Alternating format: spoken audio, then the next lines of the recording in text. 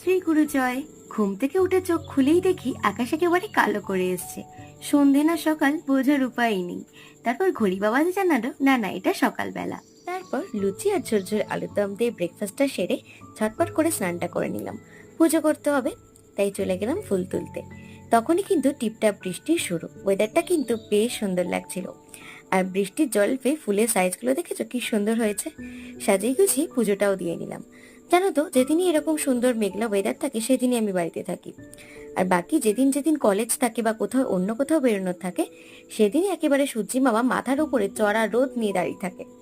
যাই হোক, সেদিন লাঞ্চে ছিল ভাত, পেঁয়াজ দিয়ে মুসুরির ডাল, পটল ভাজা, আলু ভাজা, আলু পটলের তরকারি আর চিংড়ি ভাপা।